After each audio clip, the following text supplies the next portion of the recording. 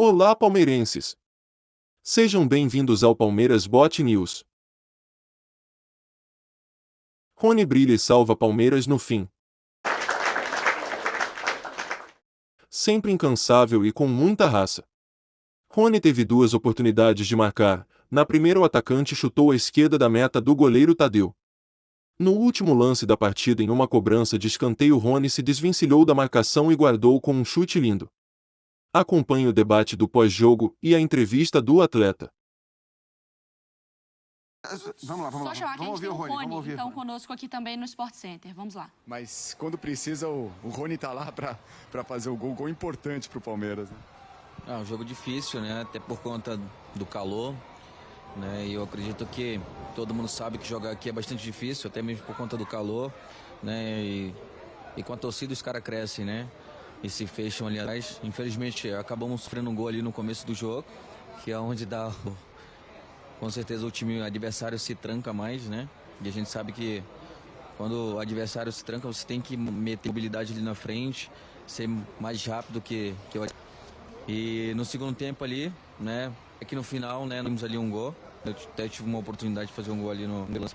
Mas, né, com uma bola ali sobrando, eu tive a oportunidade de pegar e fazer um belo gol. Então, eu acredito que a persistência até o fim, ela prevalece muito. A gente sabe que um ponto, né, lá na frente faz muita diferença também. E agora é continuar trabalhando, continuar persistindo, que a gente sabe que tem muita coisa para acontecer ainda. É um ponto. Pode. Ô Rony, vocês saem com a avaliação de que o Palmeiras... Fica com sede que nós poderíamos ter, né? Ter ganhado o jogo, né? Felizmente ali todo mundo estava comentando ali no vestiário que foi falta no Everton, né? E a gente sabe que isso depende muito do time. Mas eu acredito que, né, fica aquele sentimento de que a gente poderia ter ganhado, né? E a gente sabe que futebol muitas das vezes não é do jeito que queremos. E como eu falei, né, continuar trabalhando. A gente sabe que essa semana aí a gente só tem 24 horas para lamentar e, né, também para sorrir. E a gente sabe que tem muita coisa para acontecer. Esse jogo da Libertadores, né? Contra o Petroleiro, e vai lá e deixa o dele também. E artilheiro da Libertadores com 12 gols. Exatamente. E a gente tem essa tela do Rony, porque eu quero ouvir o senhor Sormani, porque ele é um defensor do Rony. Eu gosto do Rony. 27 minutos nessa partida contra o Goiás, tá? 27 minutos, fez um gol, teve 3 finalizações, foi o cara que mais finalizou, então, no ranking do time do Palmeiras, e uma finalização certa. Só que aí os torcedores nas redes sociais estavam me marcando aqui. Poxa, mas o Rony também, os cornetas, tá? Sim. Poxa, mas o Rony errou um gol ali quando tava 1-0, ele perdeu. Mas eu acho que... Eu também sou defensora do Rony, tá, Sr. Rony? Porque eu acho que ele não é o camisa, ele faz gol, ele tem velocidade, ele dá essa movimentação pro ataque do Abel, que ele gosta muito, que não é um cara... Eu acho que um centroavante paradão não faria sentido nessa movimentação do time do Abel. E, mais uma vez, faz o gol que ajuda o Palmeiras, né? Que garante um pontinho pro Palmeiras, né? Eu gosto muito do Rony, entendeu? Eu acho que ele é um jogador inteligente, ele sabe ocupar os espaços, ele abre espaço pros próprios companheiros se aproveitarem. E o Rafael Veiga, às vezes o Danilo, o Zé Rafael, que vem de trás, se aproveitam disso para arrematar contra o gol adversário. E ele faz gol. E outra coisa, quando ele joga, o Beck não fica não descansa em nenhum momento. Centroavante que joga parado, descansa o jogo inteiro. Entendeu? Então eu gosto do Rony pela movimentação dele. Ele chuta muito bem, ele não tem vergonha de chutar. Ele chuta gol mesmo. Apareceu, ele arremata. Ele não é daquele jogador que tem medo de chutar, não. Eu gosto muito do futebol dele. Eu acho injusta essas críticas que se fazem a ele. O Palmeiras precisa de um 9? Essa é uma outra questão. Sim. Essa já é uma outra questão. Agora, dizer que o Rony não corresponde, eu respeito quem pensa assim, mas eu discordo completamente. Ele perdeu aquele gol. Por que ele perdeu aquele gol? Romário. Não. Se fosse o Romário, ele faria o gol. Porque ele bateu... Mas aí é difícil demais, né, seu Rony? O Romário é duro. Com o lado externo do pé. Repara na imagem. Ele dá um biquinho na bola, Pascoal. Ele deu um bico na bola. Não, ele dá com o lado externo do pé. Ele dá com o lado externo do pé. Se ele bate fazendo a curva na perna para bater na bola, olha lá, ele bate com o pé, com o lado do pé. Com o lado do pé. O Romário daria um biquinho. E o bico ele faria o gol. Como ele bate com o lado do pé, ele vai bater com o lado do pé, Bateu com o lado do pé. Se ele dá um bico, ela vai reta. e aí poderia sair o gol. Mas como pega do lado do pé, acaba saindo do lado da baliza. Mas também não tem crítica pro Rony, não. Uhum. Porque o Rony é um cara que vai buscar a jogada, vai buscar o jogo, artilheiro do Palmeiras na Libertadores, são liga que já tem 11. Então, eu acho que é um jogador que... O próprio Navarro, que já tem 6, né? O Navarro já tem metade. E uma Libertadores, né? Em 2 jogos. É que eu acho que são do Rony também. Mas talvez não como o homem-gol. Isso, eu acho que a questão é essa. Para o Palmeiras de hoje, o Rony fazia muito sentido para jogar como ele jogava, como centroavante. Às vezes nem era não era centroavante, não. Ele era o cara, teoricamente, do lado... O Luiz Adriano... Isso, exatamente. O Luiz Adriano, que era o centroavante, voltava e eles jogavam como uma dupla de ataque, era uma dupla apenas porque, de fato, o Abel, numa época, jogava ali com os dois, do Palmeiras, jogando em contra-ataque, jogando de uma maneira completamente diferente da que a gente vê o Palmeiras jogar hoje. Hoje, o Palmeiras é um time que cria muito, é um time que tem volume, que basta ver o número de finalizações a gol de todas as partidas, fazer uma média de finalizações a gol do Palmeiras segundo na temporada. O Abel, 20 finalizações por jogo, segundo o Abel. E é mais ou menos isso. Acho que hoje foi 22, 23 finalizações. Então, é um time que cria muito. E o Rony não é um exímio finalizador, né? Eu acho que, sim, hoje cabe você ter um centroavante de maior qualidade, um cara que finalize melhor, o que não quer dizer que o Rony não possa ser extremamente útil para esse time, seja para eventualmente jogar como cara mais adiantado. Dependendo do adversário. Do adversário, da maneira como você vai se posicionar, qual vai ser a sua postura no jogo, porque o Abel muda muito o jeito do time jogar, seja para jogar pelo lado, onde ele é um cara que muitas vezes faz o papel sujo ali de marcação. 22 finalizações, olha. 22, olha lá, exatamente. Então, assim, é um Palmeiras que tem criado muito e que tem pecado nesse aspecto. Então, eu acho que a busca do 9 fazia todo sentido, e faz todo sentido, porque, claro, o mercado fechou, mas provavelmente o Palmeiras volta a carga para tentar trazer esse nome em julho. O Rafael Navarro é um jogador que começou muito bem a Libertadores, mas não foi contratado para ser esse cara. Claro que o futebol ele é imprevisível, então muitas vezes você contrata o cara, você não está contando com isso. Eu me lembro do Kaká o Milan quando contratou o Kaká. Os caras estavam calculando que o Kaká, dali a 3 anos, ia ser importante para o Milan. O bicho chegou e virou o nome do time e tal. Então o futebol é meio imprevisível, mesmo para quem se planeja e tal. E o próprio, eu acho que a gente pode até fazer um paralelo, óbvio, que falando de uma coisa que já é concreta e uma possibilidade, mas a própria história do Rony em Libertadores e a história do Rony no Palmeiras, ela nasce de ele não estava jogando bem nos torneios nacionais, ele começa a jogar bem na Libertadores, ganha confiança. O Navarro tem 6 gols em Libertadores, não tem nenhum em outro torneio. Pode ser até parecido, ganha confiança numa, né? É isso, por isso que fazia sentido, né? Como os companheiros disseram, hoje colocar o Navarro ali. Mas não quer que o Navarro esteja pronto para lá. Se for o Flamengo, e é o jogo mais difícil possível, junto com o Atlético, o time vai ser o time da final da Libertadores com as mudanças, vamos dizer, a volta do Marcos Rocha para a lateral direita, que jogou o Mike na final, e provavelmente na zaga o Murilo, porque o Luan não está à disposição. Mas eu acho que assim, o Abel tentou, colocou o Verón e Navarro, eles não corresponderam, vai voltar Rony e... achar que o Palmeiras precisa de um 9, de um centroavante, que agora cabe um 9, não significa dizer que o Rony é um jogador ruim, desprezível, que não possa ser muito útil ao Palmeiras. Falamos muito de Palmeiras aqui no nosso Sport Center, mas amanhã tem um grande jogo também pelo Campeonato Brasileiro, Flamengo e São Paulo. E não tomar o segundo gol. Porque, diferentemente do que aconteceu no jogo contra o Ceará, o Palmeiras não jogou nada contra o Ceará. Perdeu de pouco. Contra o Ceará, o Palmeiras tem que agradecer que só foram 3. Poderiam ser 5. Então, levanta a mão pro céu e agradece. Agora, hoje não. Hoje o Palmeiras jogou bem. O Tadeu fez 3 defesas no primeiro tempo, daquelas que você fala de defesas impossíveis. Tem um gol, o gol do Goiás, como disse o Jean. Vamos deixar... Daqui a pouco o Simon chega aqui. O Simon avaliar o que aconteceu. Para mim, o lado esquerdo do ataque do Palmeiras, toda a ala esquerda, tanto o lateral quanto o atacante, o Piquerez jogou muito mal, né? E o Verón jogou muito mal. Então, os dois jogaram mal. E quando você tem um time que já tem uma marcação, o Goiás se propõe a fazer uma defesa com 3 zagueiros e mais 3 volantes na frente, jogo com uma linha de 5 com 3 na frente do 5. Então fica muito difícil você passar por dentro. Tentou por dentro, conseguiu o gol de empate, é um resultado que você vai dizer o seguinte: bom, em cima na hora foi o que deu para arrumar, perfeito, mas não é jogo para o Palmeiras perder nem empatar. porque o Goiás não tem um bom time e jogou para não perder o jogo e conseguir empatar.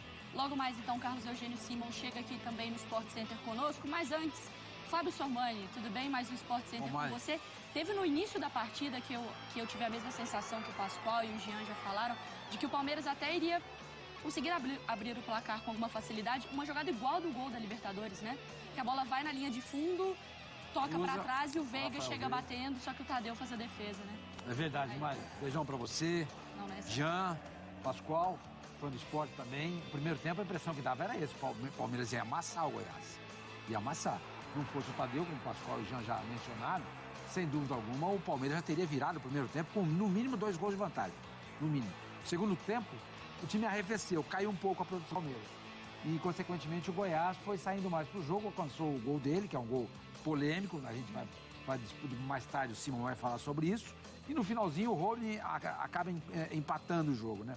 O Rony, os caras falam mal do Rony. Todo jogo o Rony vai lá e faz um gol e livra a cara do Palmeiras. E os caras falam mal do Rony. Deixa eles um dia ter o Marcos Leonardo, de centroavante deles, porque é bom pra tosse. Mas esse jogo, Mário, esses jogos são jogos que obrigam seus principais adversários no campeonato a ganhar jogos importantes fora de casa. Por exemplo, você vai para o Rio de Janeiro enfrentar o Flamengo, o empate tá bom. Você vai para Minas enfrentar o Atlético, o empate tá bom. Mas esses 2 tropeços talvez venham obrigar o Palmeiras mais pra frente, tem que ganhar. Eles vão perder pontos contra essas equipes, né? Não acredito. Mais pra frente não dá nem pra esperar, porque é a próxima rodada. Então, se essa for a avaliação, já vai ter que ser na quarta-feira. Imagina só, Jean, se na próxima quarta-feira, que esse jogo antecipado do Palmeiras, o Palmeiras é surpreendido e perde esse jogo. Digamos que ele tivesse perdido essa partida. Seriam 3 jogos e 3 derrotas. Pra quem quer brigar... Ninguém vai falar do Palmeiras ser rebaixado, ninguém pensa. Mas a gente tá falando do Palmeiras brigando pelo título. E esses 3 jogos, se o Palmeiras não vencer, você vai dizer, em 9 fez 1 ponto. É muito pouco. Aí você fala, caramba, ele vai ter que recuperar isso de algum jeito, em algum lugar. Algum time forte que vai estar brigando pelo título. Quando você pensa no Campeonato Brasileiro, tiveram 2 situações, eu já vou dar um alô pro Simon também. Eu lembro da temporada passada que, no Grenal, se o Grêmio tivesse vencido, era o Inter que tinha caído. Exato. Em 2020, se o Atlético tivesse vencido ou do Goiás ou de uma outra equipe, ou do Vasco, o Atlético seria campeão e não o Flamengo. Então, assim, agora é um absurdo, mas depois nessa conta aí, isso faz um pouquinho de falta. Num campeonato como esse, né, Jean? Desculpa. Mas sem desespero, né? Mas num campeonato como esse, isso acontece muito. Isso acontece muito, porque é um torneio, um campeonato brasileiro, que a chance de você perder pontos em vários lugares, ela existe muito mais do que nos campeonatos na Europa. Muito mais aqui do que lá.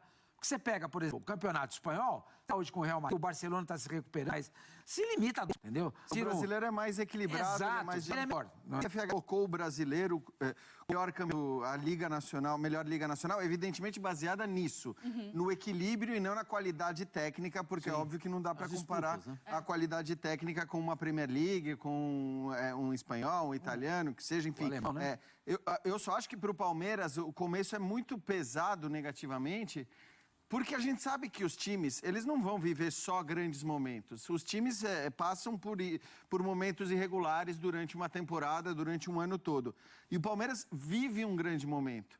O Palmeiras está jogando muito bem. Se oscilar, né, depois? Então, e é normal que oscile depois. A questão é que o Palmeiras, vivendo um grande momento e jogando muito bem, como a gente tem visto, principalmente, né, nos jogos que tem aquela carga emocional maior, os jogos de mata-mata, jogo de Libertadores e tudo mais, o Palmeiras não está se aproveitando desse bom momento que ele vive para somar pontos no Campeonato Brasileiro. Exatamente. E a ideia do Abel era exatamente o contrário disso. O Abel Ferreira tinha como objetivo principal, nesse início de Brasileiro, o Campeonato Nacional. A prova são as escalações no Campeonato Brasileiro e na Libertadores. Exatamente. Vamos dar espaço, então, para o Carlos Eugênio Simon, que já aparece no nosso LED aqui também. Porque, Simon, na sexta-feira, você estava aqui, né, ontem, a gente falando sobre a arbitragem aqui no Sport Center, 11 horas da manhã, eu e o Bruno. E aí falou, então a gente provavelmente vai te ver bastante, né? No dia seguinte, Carlos Eugênio Simon já está no nosso LED mais uma vez. Por parte, Simon, o gol do Goiás. O Everton reclamou de uma falta, na transmissão até falaram que o gol deveria ter sido anulado. Qual que é a sua avaliação? Boa noite, Mari. Que timaço que você tá aí, meio campo de respeito, hein? Volante Pascoal, o Jean e o Sormani de meia atacante. Timaço. Bem, mas o jogo, nós conversamos ontem ainda, o CNM, que assumiu a comissão de arbitragem, me parece que mudou um pouco. O ano passado, no campeonato passado, o VAR extremamente intervencionista. Todo lance ele entrava. Agora, pelo jeito, como a análise de hoje, não é para chamar. Mas o gol foi irregular. O Pedro Raul chuta a bola. O Caio vai disputar a bola com o Everton, não toca na bola. E toca com o joelho no peito do goleiro do Palmeiras. Olha só, o Pedro Raul gira e aí é um encontro. Dá para ver que o Everton está no chão, tá? A bola não havia entrado e o Caio acerta com o joelho no peito. Falta, gol irregular. Braulio da Silva Machado, o árbitro, marcou gol no campo e o Daniel Bins, do VAR, não interveio. Gol irregular, na minha opinião, esse gol do Goiás, porque houve uma falta antes da bola entrar no gol. A falta do Caio em cima do goleiro Everton. Então essa posição minha neste lance. Tá? E depois nós vamos acompanhar no final do jogo o gol de empate do Palmeiras. Foi um jogo truncado, é evidente que a equipe do Goiás e os companheiros vão analisar, e já falaram no começo, a superioridade do Palmeiras. Aí o gol é legal.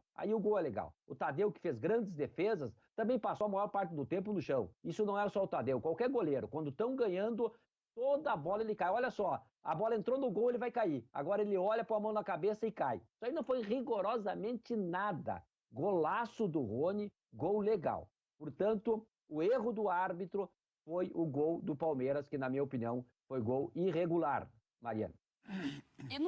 No gol do Goiás, no início eu também tinha achado falta, agora ouvindo o Simon, é claro, com a avaliação dele a gente fica mais esclarecido. É porque tem uma imagem por trás que mostra o jogador do Goiás e aí parece que ele pisa no chão e depois tem um contato com o Everton. Mas mesmo assim é falta, né, Simon? Mesmo não tendo sido uma sola ou um encontro no peito do Everton.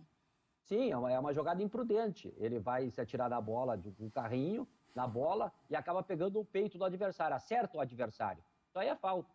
Uma falta imprudente, sem cartão, sem nada, mas falta. A bola entrou no gol, gol irregular. E o VAR tem que chamar em lances de pênaltis, expulsão, quando o árbitro erra, o cartão lá dá para o número 5, era para o 10, e lances de gols. Então tem que ser chamado o VAR nessa circunstância. Aí, na minha opinião, falhou e não chamaram o árbitro. É complicado. A impressão que eu tenho, e eu posso até dar boa noite aqui para o Simon. Simon, o Everton estava na jogada porque ele faria a defesa, porque a bola não foi forte. Ele estava caindo para fazer a defesa. Quando tem o choque do cara, o choque não impede de fazer a defesa. Eu acho que esse é o ponto crucial da coisa. Repare, ó, o Apodi cabeceia, vem ali, domina a bola o Pedro Raul, ele vai girar de pé esquerdo e o Caio vem. O goleiro do Palmeiras está na jogada.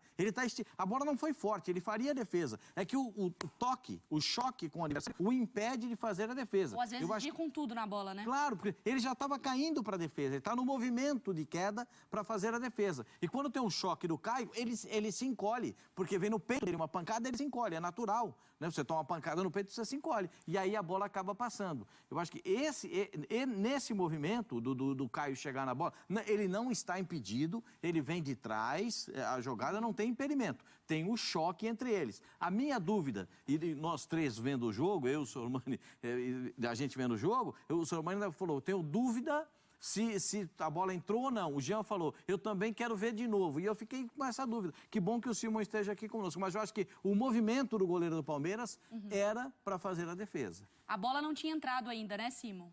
E independentemente disso, se ele vai fazer defesa ou não, a falta aconteceu. Ele poderia agarrar essa bola e ia pegar a bola ou não. Mesmo se a bola já ultrapassou ele e não ultrapassou a linha do gol e ele sofre a falta, é falta. Então, para mim, a falta aconteceu e a bola estava em jogo. É o Sormani, um abração para você, prazer estar conversando contigo novamente. A gente que se viu, né, ontem aqui nos corredores da ESPN, foi um prazer revê-lo, Simon. Só uma perguntinha, se no chute inicial a bola entra e depois a bola ter passado pela linha de fundo, né, de meta, ao choque do atacante com o goleiro, seria gol ou não? Não, a bola ultrapassou dando fora do jogo, é gol. Se a bola estivesse dentro da meta. Mas ali, pelo ângulo que nós vimos, Sormani, a bola ainda não havia ultrapassado a linha de gol, ou seja, a linha de meta. É por isso que caracteriza a infração. Porque quando a bola está fora, só vale a atitude disciplinar. né, e não a decisão técnica. Não pode decisão técnica, e sim decisão disciplinar. Aí não era o caso, não era lance de cartão amarelo, muito menos cartão vermelho, não havia impedimento, né? O que houve foi uma falta imprudente em cima do goleiro do Palmeiras. Demorou o Pascoal de novo, Simão. O Braulio demorou um certo tempo para dar reinício à partida. Ele estava esperando o VAR ou ele teria que ir ver o lance ou quem estava no VAR deveria orientá-lo a respeito, Simão? A decisão final é sempre do árbitro de campo, tá? Quando há uma dúvida, ele espera um pouquinho, porque esse lance no campo, o árbitro sempre vai ter dúvida. Ele estava ali na entrada da grande área, não viu com precisão a infração. Olha só, tem vários jogadores à frente dele, olha aonde ele está e o ângulo que ele está para avaliar. Né? Tem um zagueiro ali que levanta o braço, parece que está encobrindo a visão dele. Aí sugere para ele, mostra o melhor ângulo, a melhor câmera, e sugere ao árbitro uma revisão na beira do campo. O VAR entendeu que não houve infração, não sugeriu e por isso foi confirmado o gol. De qualquer maneira, né? Primeiro, boa noite para o Simon também. Acho que, enfim, a avaliação do lance, ela passa a ser mais ou menos unânime em relação ao acontecimento da falta. De qualquer maneira, tem sempre a checagem silenciosa em qualquer gol, né? A questão, para mim, se é que a gente pode achar alguma coisa positiva num erro, e tudo bem, foi um erro, a gente está chegando à conclusão que foi um erro, mas é o que o Simão... Você ficou com essa impressão de que tinha sido falta? Eu fiquei com a impressão da falta, mas eu fiquei com muita dúvida em relação à bola ter ultrapassado ou não a linha. Por isso que eu fiz a pergunta. Sim. Né? E eu entendo a sua dúvida também, porque naquela câmera, nessa câmera mesmo que a gente vê, não é essa, é uma outra. Bem de trás, isso, assim. que a gente vê o pé, de repente, pegando a grama e tal. Mas, assim, o que eu queria só trazer para a discussão é que, por mais que seja um erro, e me parece que é um erro, que bom se isso for, não me entendam mal, mas que bom se isso for consequência de uma orientação para a gente usar menos o VAR, porque estava uma insanidade, tá loucura. Né? O que a gente viu nas duas finais do Campeonato Paulista, lugar nenhum do mundo faz chamadas para aqueles pênaltis, né? O pênalti do Marcos Rocha e depois no segundo jogo também, aí o árbitro era maior e disse, não, eu não vou cair nessa do VAR, mas o que vinha acontecendo no futebol brasileiro era um absurdo. E a gente já comemorava, você tá vendo o jogo, o VAR chamou, o árbitro foi, você já falava gol, porque a imagem ia acabar entregando que era alguma coisa. Sobretudo, né, Mari, eu acho que assim, quando o árbitro vai checar o lance no vídeo, a não ser que seja maior, um cara realmente com muito respaldo e tal, é raro alguém fazer o que a gente viu o Klaus fazer na segunda final do Paulista. Ele muda a decisão dele. Então o árbitro de vídeo estava no Brasil com mais poder do que o árbitro de campo, porque ele chamava e o cara meio que se sentia na obrigação de mudar. E isso, evidentemente, não justifica o erro. Quer dizer, é um erro grave, é um erro que custa pontos, a diretoria do Palmeiras vai reclamar, mas eu quero sempre olhar um pouco para o todo, olhar um pouco para o maior problema. Que o campo decida isso. Não, é bom que o campo acabe decidindo. Exatamente. E a gente viu também, quer dizer, no segundo... Na Inglaterra é assim, na Itália muitas vezes assim também. Exato. E no segundo gol, também no gol do Palmeiras, por que que o Goiás faz aquele escândalo todo, e o Simão falou que não houve nada e tal, por que que ele faz todo aquele escândalo? Porque eles estão acostumados aqui Vai no VAR, dá uma olhada a tentar pressionar para que o VAR mude. E o VAR muitas vezes parece influenciado pelo que os jogadores fazem dentro de campo também. Então, tomara que eles parem de ficar vendo reclamação de jogador e, por conta da reclamação de jogador dentro de campo, chamem o árbitro de campo. Agora, claro, quando tiver que chamar, como aparentemente tinha que chamar no gol do Goiás, que chamem, mas que não se chame o tempo todo como costuma ser. Porque quando você vai no vídeo, Pascoal, acaba que, por exemplo, você vê um contato, porque o futebol tem contato. E aí, inclusive eu fui muito no estádio no ano passado, e quando você via, era a hora do VAR, era a hora que o pessoal já falava, cara, algum toque vai encontrar. Mudou. Uma mão que esbarrou. Se for já comemora. Se for para anular, alguma coisa vai achar. Mari, no slow motion... do Tadeu, dá para ver um contato de jogador do Palmeiras. Sim, claro. Se você quiser anular, você anula. Exatamente. Porque aqui, todo mundo brinca, o Simon sempre também falava sobre isso, né? Um aperto de mão, de cumprimento, como vai, Mari, tudo bem? Super slow? No slow, vira agressão.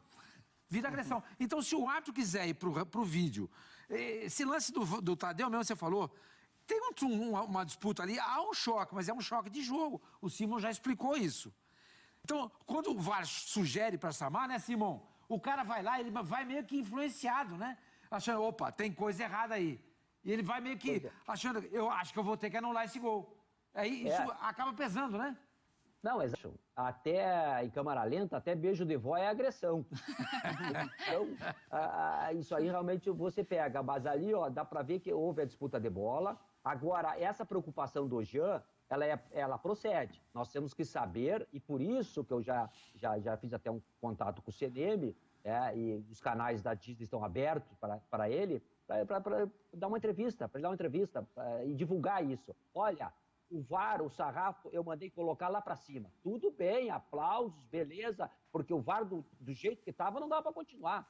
Toda hora o VAR queria apitar o jogo, e nós somos críticos disso. Agora, esse aí é o lance que a falta aconteceu, ela pode não ser tão clara, mas é unânime para nós aqui de que houve a infração no primeiro gol, no gol do Goiás. Né? Dentro da comissão, ele assumiu, vem aqui dar uma entrevista, ó, o negócio é o seguinte, os meus árbitros vão atuar, mínimo benefício, o VAR, a mínima interferência, máximo benefício, aquela máxima do VAR. Então, então vamos aplaudir, vamos manter, estava rodado esse critério, beleza, é uma questão de um critério dele. Mas seria bom ele vir dar uma entrevista nesse sentido, para esclarecer qualquer dúvida. A arbitragem brasileira bateu no fundo do poço, a gente sabe disso, e ele que tem criado essa arbitragem. Agora, a gente também precisa saber, esse tipo de lance, será que no próximo jogo, ou na próxima rodada, o cara vai lá e apita uma falta? É isso aí. Mas tem que ser, e que ninguém melhor do que ele para explicar isso. Simon, a gente vendo o jogo aqui, eu tenho alguns incômodos com a arbitragem, né? Tenho alguns incômodos com algumas situações. O Palmeiras cometeu 3 faltas no primeiro tempo, o Goiás cometeu 10. No primeiro, a questão do Goiás, uma característica defensiva, botou 3 zagueiros, 3 volantes. Tudo isso é permitido no futebol, porque não existe um estilo de jogo. Você pode jogar defensivamente e tentar no contra-ataque, foi o que fez o Goiás na partida de hoje. Mas o que me incomoda, parece fruta madura. Sabe época de caqui agora? Época de caqui agora. Né? Época de caqui.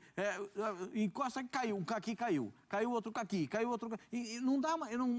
Essa é uma outra situação, Simão, se você me permite, proibir. E a gente tem que cobrar do jogador jogar em pé. Tem um pouco mais de dignidade. Eu até tinha pedido para a Mari também fazer uma pergunta para o Simão, mas como vai muito na mesma linha, eu já vou até emendar. Porque... tudo bem, esse é um comportamento padrão. Infelizmente, assino embaixo o que disse o Pascoal. São os goleiros. É um negócio insuportável. Você mesmo começou o seu comentário dando prejuízo, o que vai acabar tendo, se ele até autorizar para entrar e tal. Com o goleiro, não tem o que fazer. Nesses seus contatos com o CNM, ele de repente disse alguma coisa, existe alguma ideia, existe alguma solução? Ou a gente vai ter que conviver com isso por 38 rodadas do Brasileiro? Olha, isso aí não é um privilégio do futebol brasileiro, né? Só para abrir um parênteses aí. Há poucos dias nós vimos o poderoso Manchester City, sabe Deus como, lá contra o time do Simeone, do Atlético de Madrid, fazendo cera também. Estavam segurando a bola de tudo que é tipo. Nós estamos falando de uma das principais equipes, na minha opinião, uma das 3 melhores equipes do futebol mundial, Manchester City. Mas foi um caso só para citar um exemplo. No futebol brasileiro virou o time que está ganhando. Nós vimos isso aí ontem na Série B, Grêmio Atlético e Chapecoense, o Grêmio perdeu na Arena por 1-0, o goleiro toda hora caía, tá? Mas de acordo com a regra, tá? O árbitro não é médico, ele não tem poder de dizer, muitas vezes tu vai pela experiência, pelo filho, mas e se o cara acontecer uma coisa, a responsabilidade é tudo do árbitro, não dá. Eu acho que é uma questão que tem que ser levado em conta. Eu acho que para diminuir o número de faltas do Brasil, que é altíssimo, acima de 30 a média de faltas no Campeonato Brasileiro, isso aí tem que ter uma cruzada que envolva árbitros, evidentemente, técnicos, que muitas vezes eu apitei na beira do campo, dava cai, sabe? Mata a jogada, aquela coisa toda. Jogadores, e tem aquele exemplo no joelho do Ronaldo, ele cai com a mão no olho, o juiz vai lá e dá cartão. Então, é uma coisa que não é só o árbitro que vai solucionar. Não tem.